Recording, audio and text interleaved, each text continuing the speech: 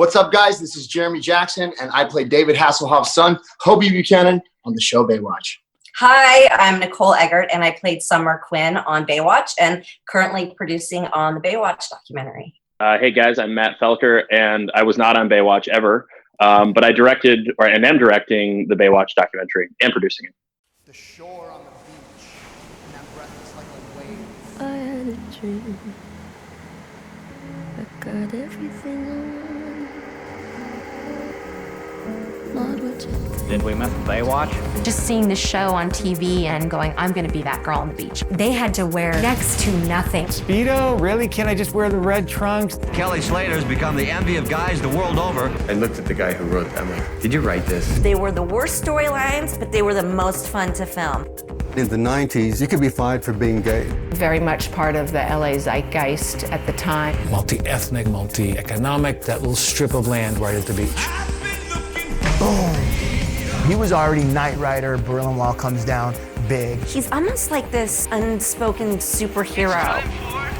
Baywatch! It was one of those shows that had an incredible impact worldwide.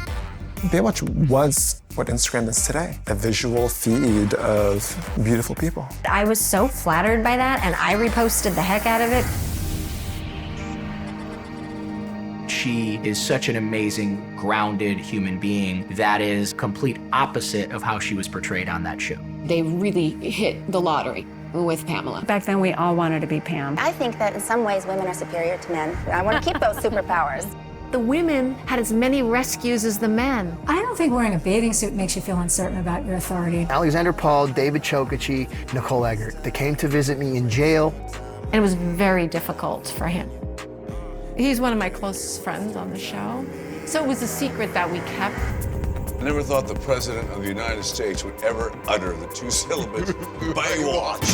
Baywatch is iconic. Timeless. Really, Baywatch is a phenomenon. Iconic. For me, Baywatch is family. Baywatch is irreplaceable. Baywatch really delivered the American dream right into the living rooms and the laps of the rest of the world.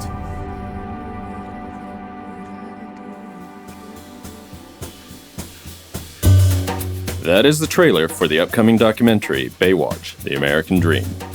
And this is Factual America. Factual America is produced by Alamo Pictures, a production company specializing in documentaries, television, and shorts about the USA for an international audience. I'm your host, Matthew Sherwood, and every week we look at America through the lens of documentary filmmaking by interviewing filmmakers and experts on the American experience. Subscribe to our mailing list or follow us on Facebook, Instagram, and Twitter at Alamo Pictures to be the first to hear about new productions, to find out where you can see our films, and to connect with our team.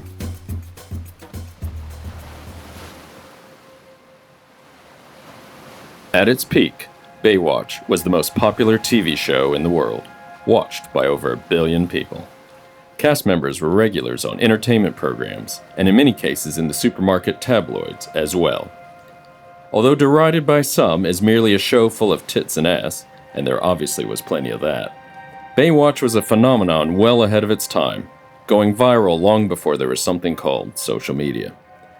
As an acclaimed observer of pop culture and social media trends, director and producer Matt Felker is making a film that takes a serious look at Baywatch, a show that still resonates with a global audience even 20 years later. His partner in crime is producer Nicole Eggert, a former cast member on the show. Factual America caught up recently with Matt, Nicole, and former cast member Jeremy Jackson. Besides sharing their experiences and memories of Baywatch, they explained how the pandemic is affecting their day-to-day lives and their ability to complete production on the documentary. In the process, we found out that Matt, Nicole, and Jeremy are just like the rest of us, making the best of a challenging situation and falling back on family. In this case, their Baywatch family. Matt Felker, Nicole Eggert, and Jeremy Jackson, welcome to Factual America. Hi. Thank you. Thanks for having us. Hey, Matt, maybe, times like these with the coronavirus and everything, just want to ask, how are you doing? And we'll get to Nicole and Jeremy here quickly, but how are things there in California? We're okay. I mean, it's we're a little more locked down than other places in the country, and I think people are taking it a little more seriously than other places. for me personally, my life hasn't changed dramatically because I work out of my house anyways, and I really don't leave my house anyways. So there's really not a huge change. We've always got groceries delivered and stuff like that prior to this, so I don't really think we've changed all that much. The only thing we really had an issue with is trying to figure out how to complete the movie, because we were pretty much about 70% done when we got locked down, and we actually had Jeremy. Jeremy got in insane shape because I kind of was recreating the intro scenes of Baywatch, sort of as this. Yeah. We wanted to use a lot of original footage rather than all this sort of archive stuff. Mm-hmm. So I was doing a modern day version of all the actors sort of in their own element, but not in necessarily Baywatch. But ironically, a lot of the actors pretty much live that Baywatch lifestyle, regardless of it being a part on a show. So Jeremy was like, "Shit, man, I just want to get shredded," because Jeremy's into MMA, and I know Jeremy. He's like a super, he's an overachiever type A personality, and it just took me to give him the challenge to be like, "You want to, do a MMA opening sequence where you're shirtless, just looking like a machine?" He's like, "Fuck yeah, dude!" So he trained his ass off for I don't know how many months. I mean, he should have been like one of those like before and after transformations for a supplement company, because it was unbelievable. And we were supposed to shoot him, and this dude almost killed himself dieting, and we couldn't shoot him because they closed all the gyms on us. So we couldn't get it. So, but fortunately, Jeremy's always in good shape, but he's so hard on himself that he wanted to be that specific for the movie. But hopefully, we'll be able to get that shot, and I think we will. I mean, I think things are loosened up a little bit, and because we're a short and a small crew. If the actors are comfortable, we'll be able to move forward. It's the bigger productions that I think are in trouble with the insurance and that kind of thing. Okay. I think we'll get into that more a little bit later, but since we're already talking about Jeremy, so Jeremy, how have you been keeping these last 8 to 10 weeks? It's been an interesting time. I'm no stranger to dealing with problems, to facing adversity, overcoming challenges, finding a way to make things work in lieu of hard times, so to speak. But I think it's a very rare experience and opportunity where people across the globe are facing the same issue. So that's been an interesting dynamic to know that the whole world is facing the same problem at the same time. I think it's a very rare situation. So I've personally been taking the opportunity to invest time and energy into the things that are important to me, but not as urgent, seeing as I don't have to keep hours at a job. I don't have to, check boxes, so to speak, with the dutiful type of work, and get more into the things that are important. Just kind of manifesting, daydreaming, creating, new opportunities, stuff that I now have time for. So, I went through all my closets and just gave a bunch of stuff away to charity and thinned out my life a bit, so to speak, and spending more time with people I didn't have as much time to share with. So I tried to make the best of it, and I think that's really all any of us should really try to do, while obviously observing what is necessary to not get other people sick and or support charities and causes that are helping people. So it hasn't been so bad for me personally. I've tried to make the best. Yeah, it sounds very familiar. I mean, as you say, it's around the world. I have calls with people literally around the world, and they're all saying similar things. And I think it's really helping us appreciate what's important in life, actually. Absolutely. I mean, Nicole, what about you? How have you been? Well, my situation is different than the guys because I have kids. So at first it was kind of just like a weekend, it was like this long weekend, and it was fine and it was fun and we adapted. But then when it came to dealing with school, suddenly I'm having to homeschool and, keep her entertained 24/7 and my day-to-day. Sorry. You okay there, Jer? Yeah. Jeremy's down. Man down. No, but suddenly I was having to homeschool and keep her entertained, and my day-to-day in the week changed drastically because now I'm at home all the time. And now we're sort of facing this issue of, like Matt said, we're on a tighter lockdown than most anywhere else. So they're talking about not returning back to school anymore and doing this distance learning from now on, starting in the fall. And, I kind of have a big decision on my hands if I want to stay in Los Angeles and, deal with my child not having social interaction with other children, or do I move to a nearby county where everything is open and she can live a normal life? So I'm kind of facing a big choice right now. It's kind of a big deal. I mean, no, indeed. I mean, how have you found, because I'm in a similar boat, how have you found being a school teacher? At first, I thought I was going to rip all of my hair out because it was Google Classroom, and it is not user friendly whatsoever. It was so confusing, and we have all Mac in the house, so it wasn't compatible completely, and it would say assignments weren't done. So at first it was this really like hair pulling process, but then we got used to it and accustomed to it. But I feel like she's not getting enough education, and I'm not qualified. If I'm going to be completely transparent, I'm not the one. I never, that was never in my plan. So I don't love it. I don't. There's nothing wrong with saying that. I'm in a very similar boat. I have a new appreciation for teachers. I have to say. Me too. Hey, so you're all here because we're going to talk about this film that you're going to be releasing, hopefully sometime in the near future, soon. Yeah. Matt, Baywatch. We don't even need to give it an introduction, but maybe you can get a little bit of a background on the documentary. Why now? Or I guess it was 2019 when you decided to do you want to this. get into how we sort of just came upon the idea and executed it, or do you want to know why I wanted to do it, or what do you exactly? Because there's a lot of layers to it, so I can give you a lot of and we got I think more about whose decision was it to why a Baywatch documentary and why the timing? Okay. Yeah.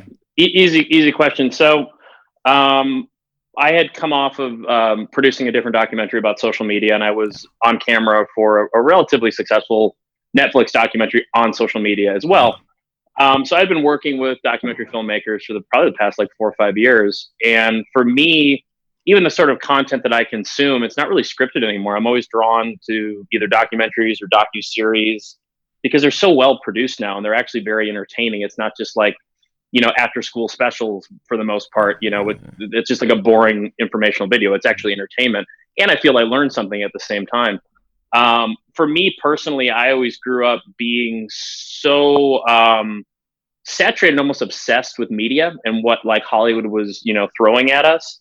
And I grew up in Middle America. I grew up in Wisconsin in the cold, landlocked. We grew up on lakes, but we certainly weren't by the ocean. My family, traveled a little bit. Obviously we went to the ocean, but a taste of California, a taste of Baywatch, just that look, that image, sort of just a lifestyle that Baywatch was selling, not just the United States, but the world. That was always really interesting to me. Flash forward, 15 years later, I met Nicole, probably early 2000s, just out, and then, kind of knew her, but didn't know her well. And then sort of kept in contact with her on social media. And a guy at the time who I helped do his distribution deal and was a financer in a different movie, he had seen Nicole and I interact on an Instagram post, ironically. And, he's about 45, grew up with Charles in Charge and Baywatch and was the ultimate Nicole Eggert fan. So he's like, dude, how do you know Nicole Eggert? Pretty much hyperventilating at the mouth and foaming. And I'm like, I don't know. I know a lot of people. I've lived in LA for 20 years. I don't, she's not my best friend, but I know her. Yeah. So he goes, dude, let's do a Baywatch documentary. And I kind of think, and I'm like, that's fucking genius. I go, yeah. So just the timing, what I was personally into, and then having access to Nicole are really what happened. Now the financier at the end of the day dropped out, and it ended up being me and one of the other producers on it putting the money up, because as we developed this story and developed the cast and characters, I just knew it was a slam dunk because the brand was so strong. So, we took the risk and put the money in ourselves. But Brian, who's the third party financier, he's pretty much the one that got us all up off our asses to actually make it happen.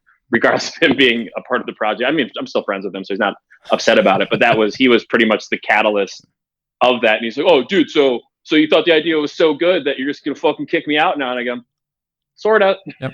sorta." And I go, "It's just about the relationships, it's like who you know type thing." And Nicole, giving her as much credit as I possibly can because she deserves it. She was pretty much the quarterback in the beginning, because without her access to David, to Jeremy, and a handful of the core cast members, it's not a safe investment at all. So our first call was to Hasselhoff. She reached out to David, and David was in. And once we had David, we're like, okay, Pam is great too. Pam is very important, but we can make a movie knowing we have David, attached. And then as time went on, David came on as a producer as well. So 6 months into the production, David came on as an executive producer as well. So that's sort of how it started. And Nicole started reaching out to all of the cast members she still, had contact with, which was a pretty strong number of people, core cast that, people remember. And that's, sort of how we got the ball rolling. It's kind of a snowball effect. A lot of people say no to you at first, and then like, but so-and-so's doing it. And then, so-and-so has a great experience. And then they call one of their friends that we don't have access to. They're like, you got to do this. This movie's going to be great. And it just kind of, you just hope the steam just keeps going and just builds and builds. So Nicole, so when Matt approached you, why'd you say yes? Well, I had previously pitched a show with Baywatch cast members. I knew that there was something to be done there. And I took it to every major network, and I had about 5 or 6 of main core girls from the cast, the women from the cast. And we took it around everywhere from E to CMT, everywhere. But it was kind of as formulated in a reality version.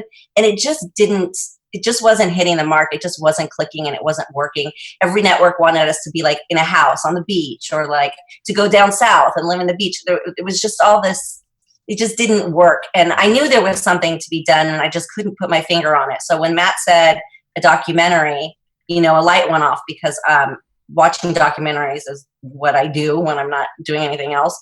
And I'm a big fan. So it made perfect sense. It was kismet with their idea and me wanting to do something. So I'd been in contact, over the years with a lot of people, because, and they knew to trust me because I took them to every major network. So they knew I was serious. So it all just really worked out. It was timing.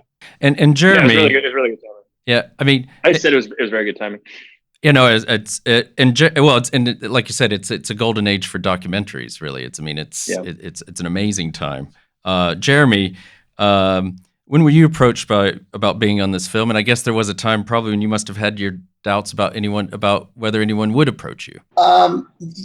Something always seems to come up with the Baywatch cast or vibe, whether it's a reality show like Nicole was talking about, or a movie or a reunion. Someone's always talking about it. I don't think more than 6 months ever goes by without some kind of pitch or idea happening, cast and crew signing. So, Baywatch can't die, sometimes it feels, unfortunately, but, regardless, Nicole and I have been close friends for a long time. We became closer friends after the Baywatch Hawaii wedding kind of TV film that we shot. I think it was 2001, around there. And I know Nicole, and Nicole always has been a trailblazer, cut from a little bit different of a cloth, set aside from the blonde, big boob types, if you will, quote unquote, so to say. She was cool. She had, I respected her mindset and her mentality, and we saw eye to eye for a long time. After Baywatch, I went on to work with, brands like Ed Hardy, Von Dutch, Christian Audigier, producing fashion shows, being of lifestyle and brand development. So when Nicole told me that she was going to do a documentary, I knew right away it would be done right, and not cookie cutter, and not that same old everybody talks about. And so there was no doubt in my mind it was a project I'd want to do and feel comfortable doing, and really show the cooler sides to the show. And when she introduced me to Matt and I met Matt, I just wanted to slap him across the face. immediately. You're not the only one. I mean, this guy, like, I'm not sure if he's better looking than me or as good or buffer or leaner, but there's something there. And I just want to maybe wrestle with him. And you sound like brothers. I will never wrestle with Jeremy because he would kick my ass. I'm terrified of Jeremy. I wasn't sure if I wanted to kiss him or slap him across the face. Let's put it that way. And he told me about his story. Growing up in Wisconsin, like idolizing Baywatch, watching Baywatch, being deeply affected by it. And there's a lot of people that have been deeply affected by Baywatch and or grew up watching it and or their moms and dads did somehow, some way. It seems people around my age usually have had some type of experience with Baywatch. Some people like to pretend they never watched it. That's like the first thing they like to say. Oh, yeah, I never seen it. I say, congratulations, you're 1 in a billion. Yeah, yeah, exactly. And then there's other people who will share that experience. And Matt was affected by it. And I'm like, wait a minute, this is cool. Dude is here. He's doing projects with social media on Netflix, and he's coming into this Baywatch thing, which can get a little dusty and lackluster. And I believe these two are going to breathe some really cool life into the current condition and state of the world using old information. I'm so down. I can't wait to do it. It sounds awesome. I mean, Matt, this gets to the point. What is it's a Baywatch documentary, but what is the story? Why, what are you going to be showing that others, can't just find by Googling you guys on YouTube and things like that? There's a lot of layers to the movie, and it's really hard unless you cut like a 10-minute long trailer to really show all the layers. And because no one has an attention span, you won't cut a trailer that long. Yeah. So we have different trailers showing different sort of layers, and I sent you 2 different ones that are pretty drastically different in sort of the vibe and feel of the movie. I also hired, when I brought on, I hired another director, a Canadian director by the name of Randall Lobb, who's very, very different than I am. He's a former teacher. He's super intellectual. He's very nuts and bolts. He's very informative. Whereas me, I'm the guy, setting up the water shots. Your boob is up, fix your boob. Like I'm the aesthetic person that's making sure everyone's lit right, But I also had a really strong viewpoint on what the story should be. So I lean on Randall for the nuts and bolts. I've never directed fully a feature. I've directed things, but never a feature documentary start to finish. So for me, when I started, I really wanted to insulate myself with someone that had done it a bunch of times and had a track record to really make sure the story was strong, beginning, middle, and end, very, very strong structurally, because sometimes my weakness is I'll make everything look amazing, but then structurally the story sort of wobbles, in places. So that's what I really lean on him for. But as far as what we really are going for, there was the Eat Your Hollywood Story, which you guys can probably pull clips on in the early 2000s. And it's really negative. It's very sort of the ins and outs, like who was dating who was, sleeping with whose boyfriend, who hated who, this and that and the other. And we all sort of made the collective decision that 30 years later, even though there is some sort of internal struggle with a lot of the cast members with each other, some love each other, some hate each other, some are just whatever with each other. We made a collective decision, everyone, including David Hasselhoff, who I had a long Zoom call with a couple days ago, that the negativity really isn't interesting anymore because the consumer doesn't care about that shit anymore. Young kids care about like who's dating who slept with whose girlfriend, but most of the core audience now is adults. I mean, Jeremy and I are about the same age, and we're pretty much the youngest people that grew up with the show. So that aside, we wanted to focus on the positives, the legacy of the show, where people are now, how cool their lives are. Billy Warlock, who I flew to Telluride, and Nicole went with us to film him. He quit Hollywood. He lives in Telluride. He runs the ski school in Telluride. That's interesting, and it's not because he didn't want to act or couldn't get acting jobs. He was just done. It was a new chapter. And I thought, for me growing up, you're always given information about Hollywood and you always think like, oh, what happened to Jeremy Jackson? Like, oh, he must not be able to work anymore. It's for all these people, it's not that at all. They just don't give a shit anymore. And they don't want to be a part of the machine. And they truly don't give a fuck. Yeah, if you gave Jeremy an acting role and it was in a great movie, I'm not going to speak for him, but I guarantee you he'd take it. but he sure as shit isn't going to go out, slave around, and do auditions like he was when he was a little kid. It's not interesting to them. Nicole as well. People are like, oh, Nicole, she doesn't want to work anymore. She's this, that, and the other. That's why she's not acting. She doesn't want to. And that's, and some actors, some of them do, and some of them are still pursuing. But I thought it was really powerful to show people, like, just because you're an actor at one point in your life doesn't mean you're an actor throughout your entire life. People change careers all the time, whether you go from a lawyer to a plumber, whatever. People, shape shift through their lives. And, people don't realize Nicole and Jeremy run the show. I mean, Nicole is like were you a teenager, Nicole? You were either a teen or early 20s? Yeah. Yeah. So Nicole's 19. Jeremy's like 8 when he started the show. So, there was that aspect of showing that. And there also was the aspect too of Erica Laniak, who talked about it pretty eloquently. They just talk about ageism and how, like, Hollywood just puts you in a box because you became like a certain age. And, it doesn't apply as much anymore as it used to, because there are a lot of, like, careers that are being resurrected by people like Ryan Murphy and stuff like that, who are taking these actors and actresses who have been working for 20, 30 years and sort of reintroducing them to a new audience. It's sort of the same thing I want to do. It's like, it's reintroducing these people to a new audience and then drawing to some younger people and younger actors, actresses, celebrities, whatever, who may have not been on or been around during the show, or too young to really appreciate or watch a show, but to get their take on, when you just ask them what Baywatch is and just see how, even though it's not their generation, it still affects them and they still have like a preconceived notion of what Baywatch is. And we also hit a lot of what's going on in the decade. I don't know if you've seen any of those CNN documentaries, like they're, the 90s, 80s, 70s, that sort of thing. We really have a whole sort of theme of what's going on in the 90s. The show ran from 1989 to 2001. And there's a lot going on in Los Angeles between 1989 and 2001, or even in the world. David Hasselhoff is standing on the Berlin Wall as it comes down, singing his song. That's 1989. That's right when the show started. Then we move into the 90s. We have OJ. We have earthquakes. We have riots.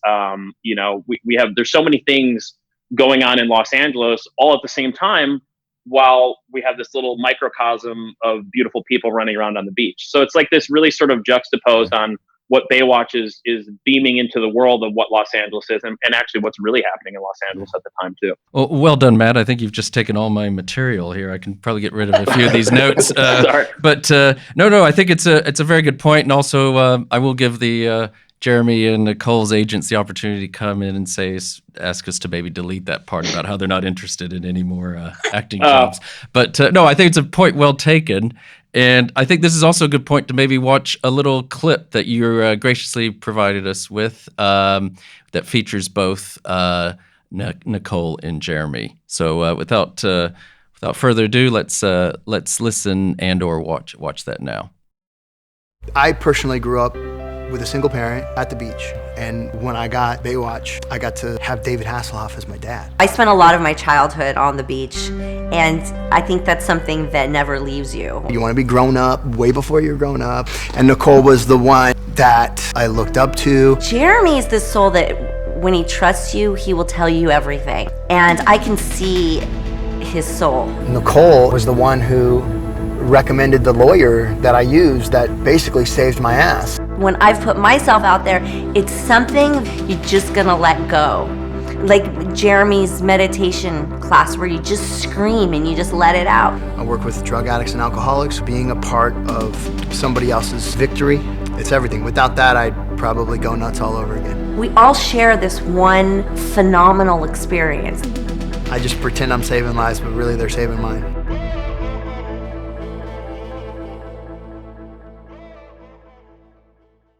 Nicole and Jeremy, we're talking about, Matt was talking about how a different approach to Baywatch, certainly than what's been taken previously from a factual or documentary standpoint.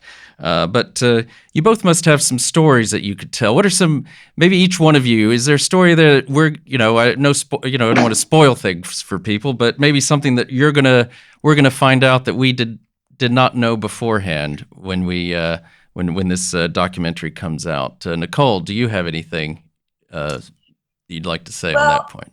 I mean, I think more than like a specific story, because I don't want to give anything away. I think that people kind of giggle at first when you say it's kind of an intellectual look at Baywatch, because I think when you say Baywatch documentary, people think fluff and TNA and like, Flash. Yeah. And like one of the reasons I wanted to do this with Matt, I wouldn't have done this with just anybody, is because, I really like his sense of humor and his style, his aesthetic and everything. So I knew that he was somebody I would see eye to eye with on all of that.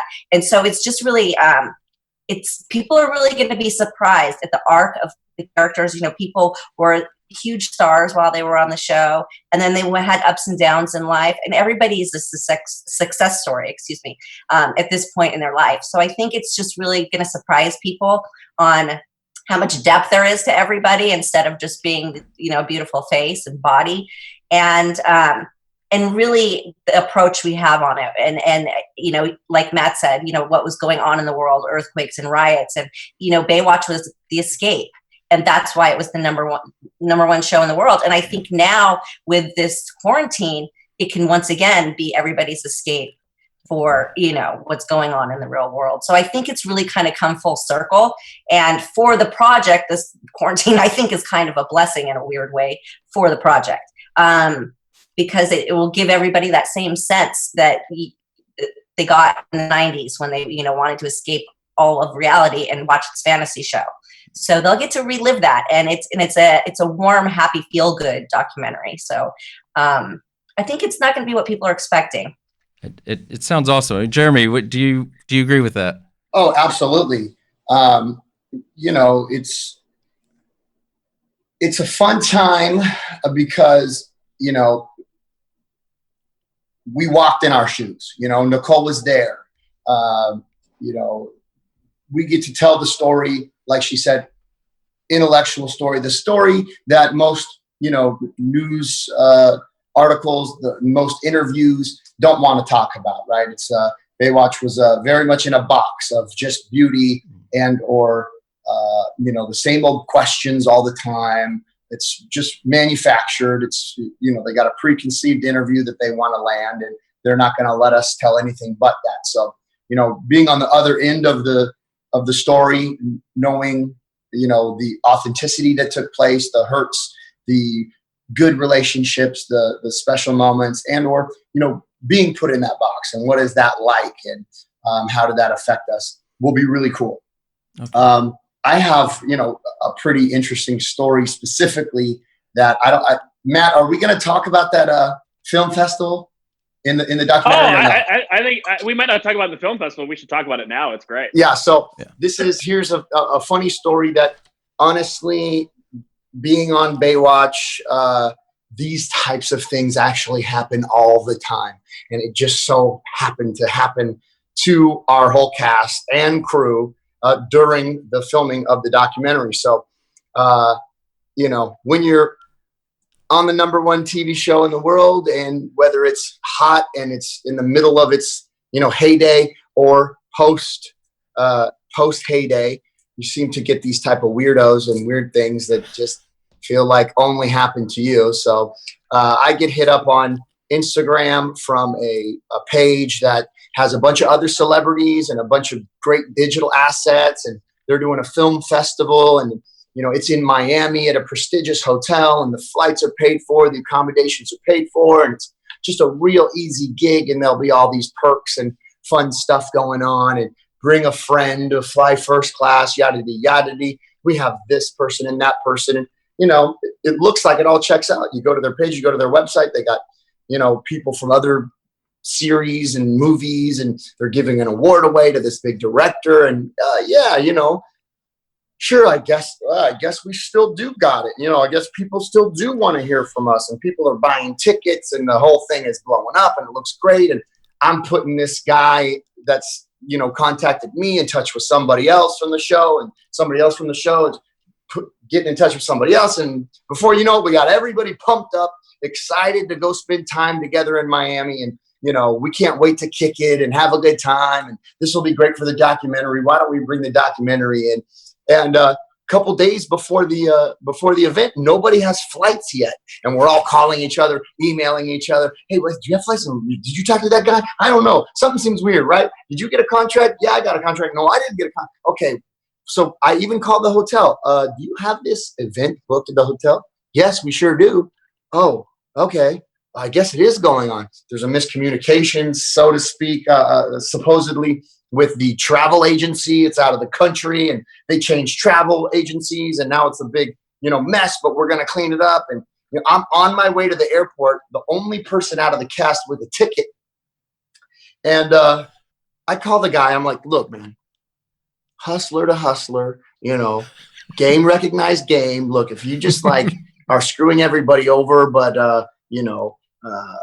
mum's the word. I'm not going to blow your cover, but don't send me to the airport and have me come out of pocket in an Uber and waste a bunch of my time. The jig is up. If no big deal. Just don't take from me. I understand you wanted to make some money off a bunch of fans that are willing to pay for tickets, and you pulled off some big hoax, but don't take money out of my pocket that's not even going in your pocket. That makes no sense. Should I go to the airport, or should I just turn? Why don't you just turn around and go home, and we'll work this out later. I'm like, wow, this guy just conned our whole cast into getting all pumped up to go to Miami. The Baywatch Fire Fest. The Fire Exactly. Fest. We had a Baywatch Fire Fest. Yeah. I did not get suckered into this. I did not. When Jeremy contacted me about this festival, Nicole hated that guy. She's like, "Fuck that guy." See, women have a radar for these things. Well, and I grew up on these streets. I grew up. Since I was 5 years old. I've been dealing with these kind of jokers. Yeah. When I showed up on set and he was there, I was like, "Get him out of here! Who is that? Who's that guy?" He infiltrated our whole production. Yeah, he tried to just make himself at home on the production. I was like, "No, nobody knows him."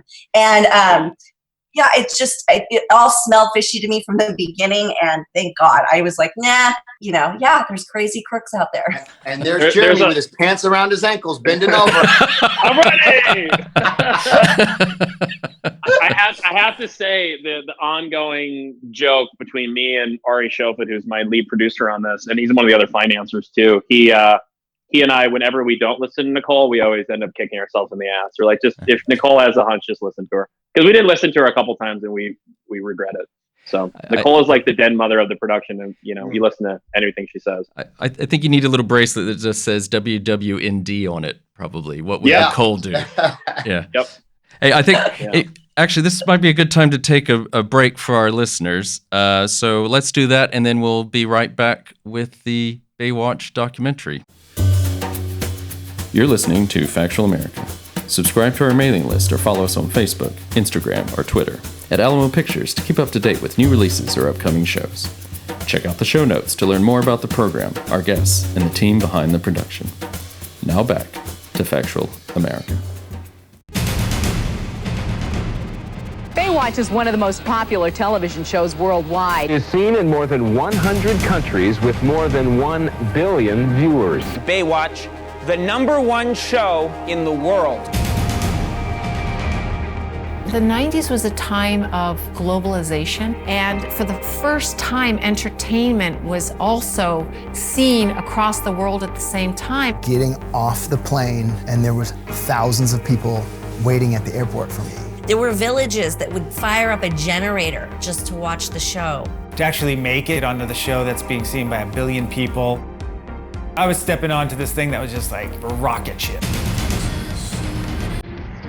The gravity of how popular it was. Baywatch is the California dream, I can't believe I'm here.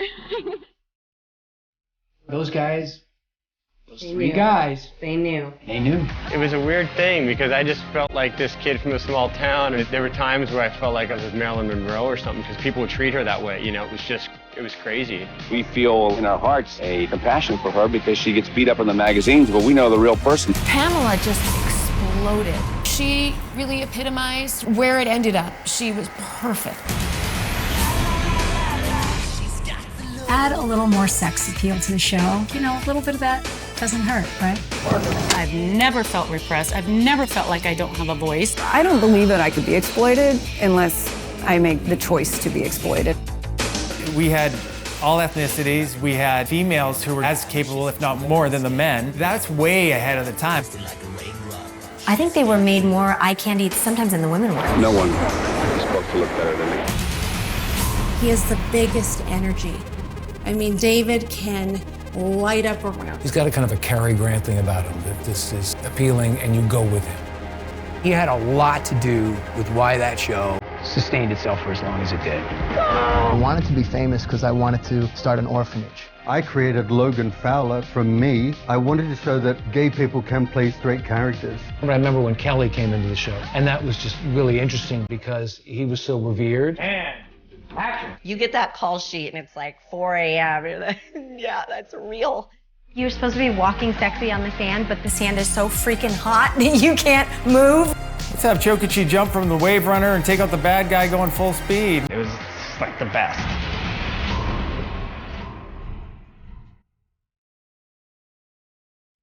Baywatch was not an image you really wanted to be, because the States did not respect Baywatch at all. If it wasn't for Europe, Baywatch would have failed. He said, Alexandra, don't take this for granted because it doesn't last forever. I started getting a lot of doors shut in my face. A lot of the same casting directors weren't having me in. I don't want to be the best anymore. I don't want to be up there anymore. I want to be down there deep. Maybe then I can just be. When you make a living visually, there's expectations. When you share being on a show that was the #1 show in the world, it bonds you. It made us feel like a family. I still run into people now that I met from then, and it's good memories. Little sleepers like Baywatch, where everything just lines up in the stars and it just launches. That's that lightning in a bottle stuff. You just can't plan for it. The idea became very clearly about the California dream.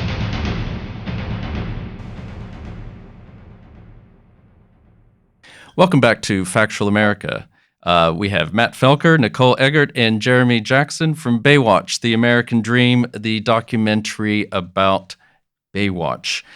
We were talking. We've alluded to this already a few times, but I want to get to this point about this.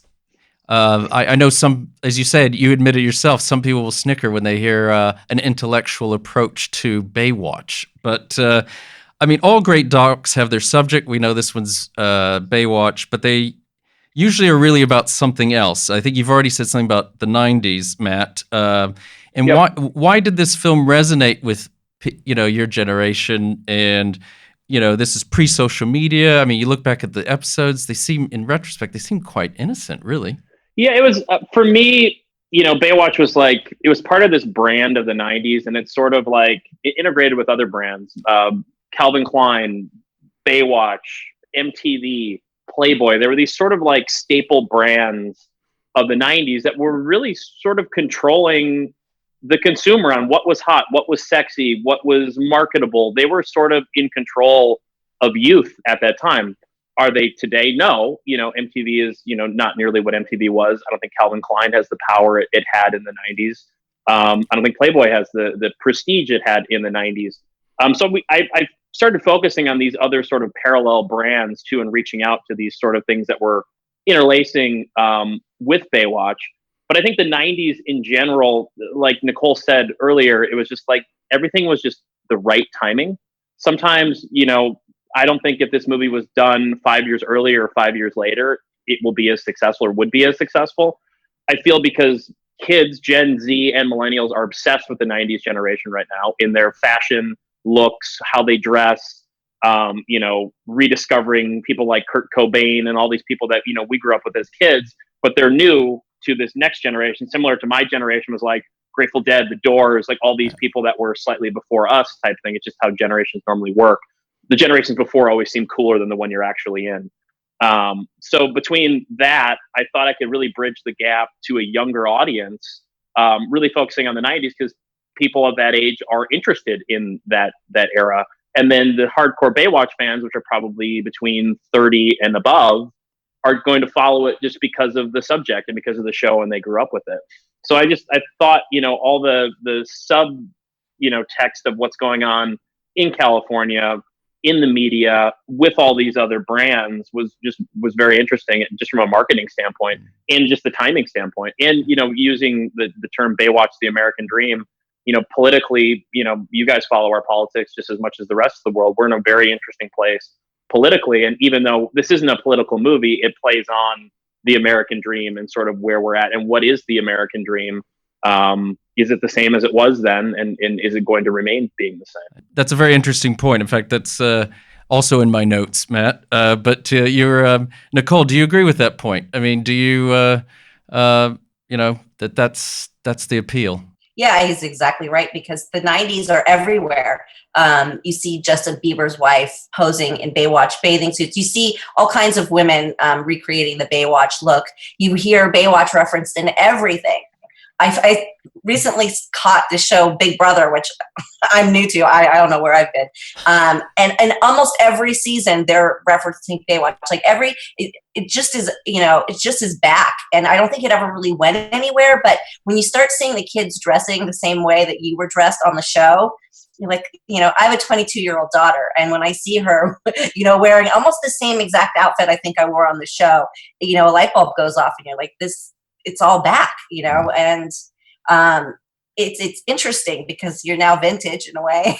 You're kind of retro, you're old school, and it's fun. It's fun to see it come back around and this new appreciation for it. And it's also funny because you look back and see how horrible the fashion was and the bad decisions that were made. But it is timing, and right now 90s are everything. They're everywhere. Yeah, but do you think? Baywatch could get made today? We actually, that's actually a question I ask every single person we've interviewed. And it varies from person to person. I think it's more of opinion. My personal opinion, Baywatch to be made in today's day and age would have to be structurally completely reformatted. The current generation is so much more open to gender, to sexuality, to all this sort of thing. That was, MTV was exploring that stuff in the 90s, but it wasn't mainstream. You didn't have network gay characters. You didn't have network transgender characters. It was predominantly white, people. There wasn't, anyone of, very many people of color. So if you were really going to create that show today, in my opinion, it's just an opinion, it doesn't mean anything. I think you just have to structurally really, you'd have to plug and play like a person for every single audience member, someone to identify with that one, someone to identify with that one. I mean, me growing up, a white, blonde-haired, tan kid from Wisconsin, I identify with everybody. I mean, it was like the greatest, I'm that guy. Oh, sweet, I want to be like that guy. So for me, it makes sense. But if you're, an African-American kid in Chicago, are you watching Baywatch? Probably not. And attacking it from just from a consumer standpoint or an executive standpoint, you really have to, sort of hit every notch to get as much of an audience as you possibly can. And I think that's what they'd have to do. And so, Nicole, how are you going to get this film finished? Well, I think that, this industry's been really creative with how they're shooting things. Like I'm watching commercials being made during COVID. So, like Matt just did the ABC thing, it's very easy to set up, especially for interview style shooting, to set up in a lit room and just have talent and a camera operator. And then Matt directing them either, remotely or, from 12 feet away. And I think that it's definitely feasible. I don't think that you're even going to be able to tell that there's a difference. And, people are adapting so surprisingly well and quickly to how to shoot and how to get things done. A lot of shows are going back into production. And, it's like, how are you doing it? I know the Kardashians finished their season doing that, setting up and then having them just turn on the equipment and do it themselves. I see a lot of reality shows doing it via Zoom, and they're doing a great job. And I don't think that much value is lost. I really don't. And it adds to what's going on. It adds to, again, what we're going through. And this is monumental. This isn't something we're all going to forget about. It's a big deal. So for it to be part of the documentary, I think it only kind of adds another layer to it. Yeah, just to chime in real quick. Yesterday, just to give Nicole's reference some meat to it, I did a thing for ABC News, and they're shooting with like iPhones if you want to type thing, because they need the content. But I have access to the red cameras and lights and all that kind of stuff from the movie. So I had a 1-person crew shooting 2 cameras, a proper light kit, and we lit it that looked exactly like we did for Baywatch. So I feel by August we're sort of making a executive decision to really resume production as much as we possibly can. Now, can we whip people out like we were doing sometimes 5 people a day, just trying to get a big bulk of cast members? No, it's going to be a lot slower. It's going to be probably 1 person a day. It's not going to be as quick and sort of like, machine sort of in and out type thing, but we'll do it. I think we'll do it. And the thing that's nice too is because everyone is it's so hard to get anyone to commit to it, because people are like, well, what is this? What am I doing? And everyone's always concerned. If you're doing a documentary, you're technically showing up on camera talking to me, who you probably don't know, for free, just to promote yourself or whatever you're doing type thing. And it's hard to convince people. So it gives us a little bit of a lead time to bother people over and over and over again until they say yes. Because I don't take no ever for an answer. So I will just bother you until you pretty much give me a restraining order to get the talent. And it works. I mean, you never, there are very few people like Jeremy or David that will just give you a yes out of the gate. The bigger the star, the more of the pushback you get. And it's just a challenge for me. It makes me want to, make sure they get on camera even more. So I actually sort of weirdly, it's like a toothache. I sort of enjoy it. When people say no to me, because I just want to, well, okay, but I got this and we'll do this and look at how great this looks. And this is what it will do for you. I'm constantly selling shit to people. So, but we'll resume production in August. I think we have David Hasselhoff set up for August right now. Because I think by then we'll know enough about kind of what's going on with COVID, how to treat it, how to prevent it, how to stay away from it. I just think more knowledge will be given to us. And we're a small production, at most. I mean, I think our biggest production day, we were shooting in the water stuff and we were shooting interviews that day. We had like a 20-person crew, but we had 2 crews going. We had a water crew and an interview crew. So that was like the biggest day. But for the most part, we can do it 3 people and do it via Zoom. Like my interviewer in New York yesterday was on an iPad, just set up to the eye line of exactly where I would be or the interviewer would be, and you wouldn't be able to tell the difference. That's very interesting. I think when I brought this idea up to Matt and Ari, Matt, you thought I was crazy, right? A few weeks ago, I said, I think we can do this. I think we can set up. I just, for just, I don't mean to interrupt, but my biggest concern is I spent so much money on the look. I wanted makeup artists. I wanted everyone to look perfect. The little kid just ran by your house. Like little baby just swimming in the background. Just like, we spent so much money on the visuals because I thought it was important, because Baywatch was such a visual show, and you can't really shoot Baywatch like a traditional documentary because you want it to be beautiful. You want to, again, sell this brand. So we spent a ton of money on the interviews and the looks and the lights and flying a crew out from Canada. And, there was a lot of money spent there. So for me initially to go in that direction, I didn't really want to cheapen the production, especially as we're getting into the Hasselhoffs and, the sort of the quarterbacks of the franchise. I really didn't want to, waver any sort of production quality just because of COVID. But I think we can match it. I think we'll be able to match it. Now, traveling might be a little different. Fortunately, we already did a trip to Hawaii. We did a trip to Telluride, and stuff like that. So we got a lot of our travel and location stuff, luckily, because I don't think you'll be able to get that.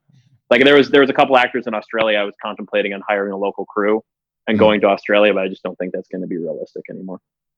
I want to maybe change tack here a little bit, and also I recognize that Jeremy, I don't know you that well, but I have a feeling this is as quiet as you've ever been for this amount of time. So I do want to get you back in here. But in one of the trailers, someone says, I'm not exactly sure who it is, but if not for Europe, the show would have failed. I will get back to you, Matt, or Nicole, whoever wants to take this. Why? Can you expand on that for us? Why was the response so different between at least what U.S. audiences supposedly were saying? Like you said, people said they never saw it. It was dumbed down. And then those where the rest of the world fully embraced. I think, Jeremy, why don't you take that question? Because you were on the show for a really long time. And when you're a kid, that affects you quite a bit. So why don't you take that? I mean, it was a pretty crazy time. It was some pretty intense stuff, getting off the plane you live in America, your friends from school know who you are from TV, or, you get lots of, sign an autograph here and there and take a picture here and there, and people know who you are. But that time, and Europeans were just fanatics. I mean, I realized why they call them fans. They are fanatical, and getting off the plane, having to have human tunnels built with security guards so you could walk with getting pieces of your hair cut off, losing a shoe, people passing out, people being carried, by security guards above, clamoring hands because they're unconscious. It was wild for me. I mean, imagine I'm like 12, 13 years old, and these girls are screaming, weeping, crying my name. And I'm just like this kid from the beach in California. It's like, what the heck? So it was cool for me because that was like growing up watching Michael Jackson, idolizing Michael Jackson, and then seeing that same type of response that happened for the king of pop happened for me was pretty neat thing to experience. But I also feel, it was the mystique, it was the beauty of the beach and the interaction of the perfect characters and, the drama and the adventure and that, that mystique of the California lifestyle being so perfect as, driving along the coast in Jeeps and, sitting down at the, the burger shack, with all the beauty around you and the sun shining on you while they're like, eating cold cuts. In shitty Wisconsin, freezing my ass off. Yeah. Exactly. Eating cold cut hard meats on the train in the cement jungle, going to the city to do your job or to be at your school with a uniform. I just feel like Europe was they got barely any summer, and it was dreary and all work and no play kind of thing, much more so than this facade. Really, that was California. I mean, most of the world was convinced back then that, America was the reigning champs and our dollar was top and we were the king of the heap. And I think that bubble has been popped. I think they realize, us Americans aren't as with it as we led to be for a long time. So that's what I think.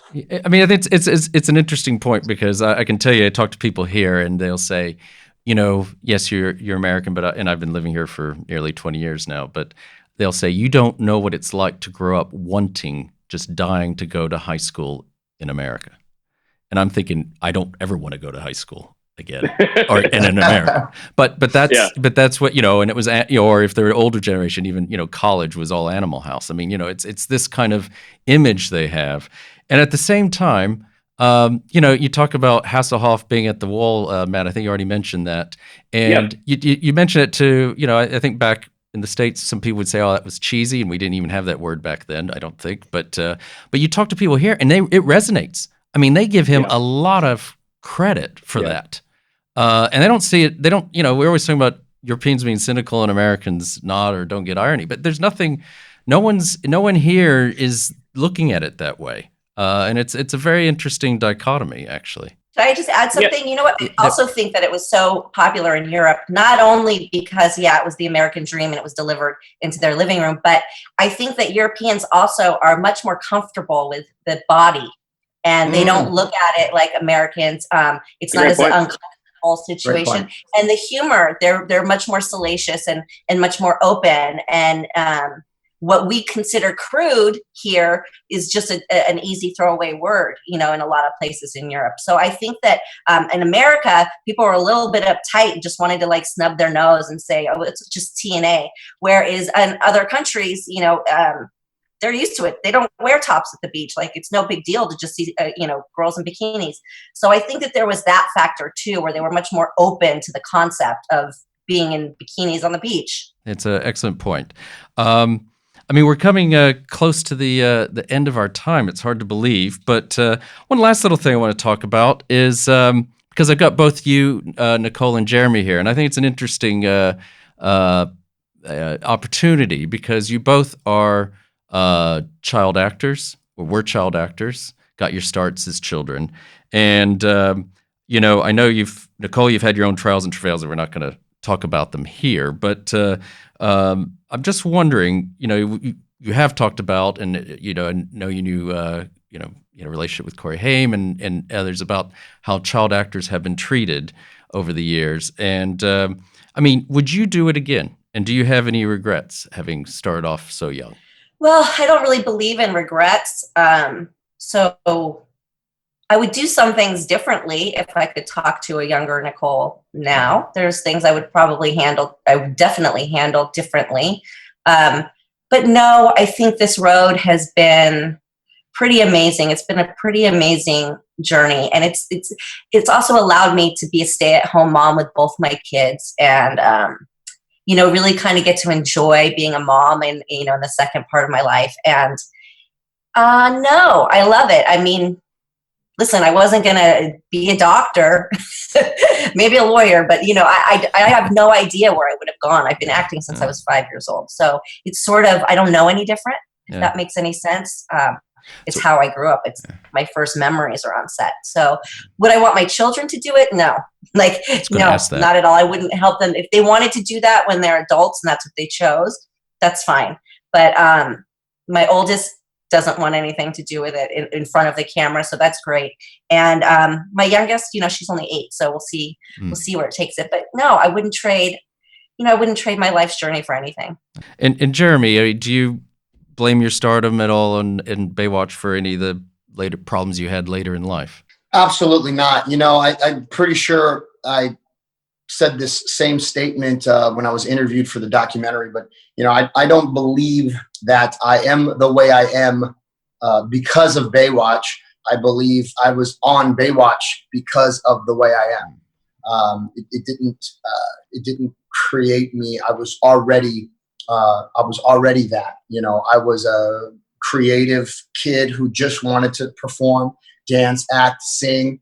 And I did it at any and every opportunity. You know, I wasn't great in school. I wasn't great in sports. I didn't really fit in with the kids. I wanted to do different things. So I think it's an easy out, you know, for a lot of people who may want to blame the entertainment industry for stuff. But I don't see it that way at all. There's obviously trade-offs.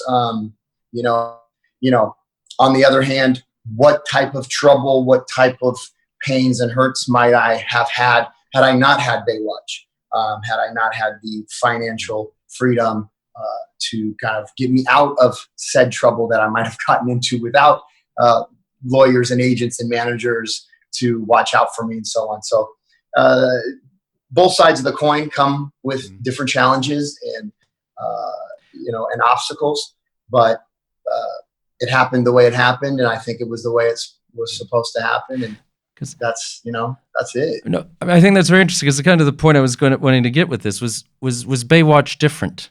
You know, maybe Nicole certainly has perspective on this, having been on other shows as well as you know. It seems to me, and it comes out in the footage I've seen about it being this family, and certainly the way you've been treated by your cast, you know, former cast members, Jeremy, it strikes me that this is a very different situation we're talking here. Well, I think, you know, and Jeremy's right. He had a really present mom who was there, and a lot of kids aren't. So a lot of sets I've been on that are very different than Baywatch. Growing up, I've seen things that would horrify most parents. I mean, I've been in the trailer when packages arrive of just blow, cocaine, and alcohol, and, you know, I've seen it all. I've seen prescriptions being delivered, and I've seen the predators around with the kids, and I've watched boys be abused as well as girls, but the boys are a big target. And it just, Baywatch wasn't like that. And I don't know if it's because it was more like young adults and young people, and everybody close to the same age. And it was fast, and it was a big cast. So it was very different than a lot of sets that I've been on in my life. And that's why, as a mother, I wouldn't want my children I wouldn't want my children to participate because I wouldn't want them subject to a lot of things. And I think it's great that Jeremy takes credibility for himself, and that's what makes him strong, and he moves on. But I kind of tend to disagree that the industry isn't a big influence on a lot of like problems that child actors have and what they struggle with. Only because I've seen it and I've watched it and I've lost a lot of friends, and you know, it's not pretty. Yeah. I mean, and another point on this is, and I can't believe we've come to just about the end of a podcast about Baywatch, and we've barely talked about David Hasselhoff.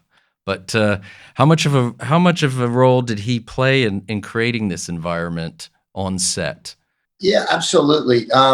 You know, I just talked to David about 3 days ago on the phone, and we have stayed close and reconvened, reconnected with each other at different points in our relationship. I actually did my wedding reception at his home. He opened that up to me, and you know, that was 5-6 years ago, and I still have friends that call me and thank me for the opportunity to get to meet their idol and take a picture with the kit car that was outside of his house. How cool that was. Yeah. Awesome. On set was definitely the David Hasselhoff show. You know, there's no doubt about that. And he truly is a bigger than life personality. He truly is one of a kind. I mean, he's coming to set with all of the gravity of Knight Rider, but in red shorts, you know, and he's a kid with no dad. You know, I had a single mom. So, you know, getting to show up to work in the summertime, surf at lunch and hang out, and lift weights. You know, I'm like 10 years old. I'm trying to lift weights with my hero, basically, you know. Because I did watch Knight Rider every day. I did go to Universal Studios just to take a picture in the kit car. You know, I was obsessed with that. I had the Knight Rider big wheels, so like when I'm riding around on my free wheel, and it had the little thing, the little lever, so you could do the 360 on it. Yeah. Well, you know what? When I was working at Universal, and Charles in charge as a kid, he used to be on the lot riding around in the little kit car. So that's how my first experience with David. So that's hilarious. That's amazing. I waited in line for an hour.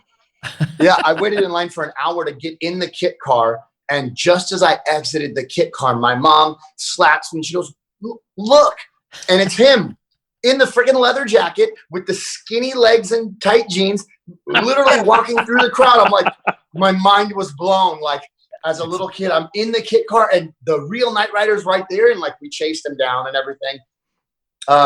You know, when I got the show, huge audition process. Usually people like to talk about the fact that I beat out Leonardo DiCaprio and, you know, Will Horniff and all these actors who did really well, that were about the same age as me. And it was like a big deal. But really what it came down to on audition day is picking up his 3 favorites at the same time and seeing which one was lighter so he could look buffer as he picked us up and threw us on his shoulder. You know, that was the final decision-making process. So luckily I was small and light for my age. But we had amazing times. You know, I idolized him. I absolutely studied him and learned a lot.